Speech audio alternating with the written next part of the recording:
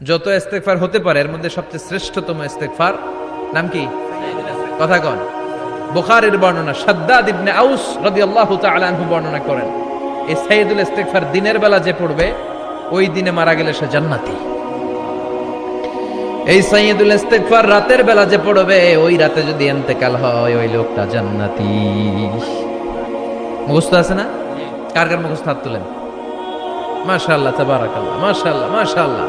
আর যাদের নাই তাদের হোমওয়ার্ক, তাদের আল্লাহুম্মা আনতা রাব্বি লা ইলাহা ইল্লা আনতা খালাকতানি ওয়া আনা আবদুক ওয়া আনা আলা আহদিকা ওয়া ওয়া'দিকা মাস্তাতা'তু আউযু বিকা মিন শাররি মা সানা'তু আবুউ লাকা বিনি'মাতিকা আলাইয়া ওয়া আবুউ লাকা বিযামবি ফাগফিরলি ফাইন্নাহু লা ইয়াগফিরুয যুনুবা ইল্লা আনতা।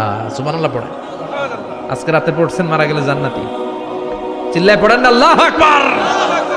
এজন্য বিশ্বনবী বলেন, আমার আগের গুনাহ মাফ, পরের গুনাহ মাফ, তারপরেও প্রতিদিন আমি 70 বার তওবা ইস্তেগফার পড়ি। আজকে থেকে পড়তে রাজি আছেন তো? বেশি বেশি ইস্তেগফার পড়া যাবে না? একটু প্রাণ খুলে দিল খুলে আওয়াজ করে পড়েন তো আস্তাগফিরুল্লাহ। আর জোরে পড়েন আস্তাগফিরুল্লাহ।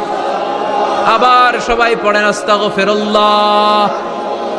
সব সময় তওবা ইস্তেগফার যারা পড়ে তাদেরকে পছন্দ করে কে?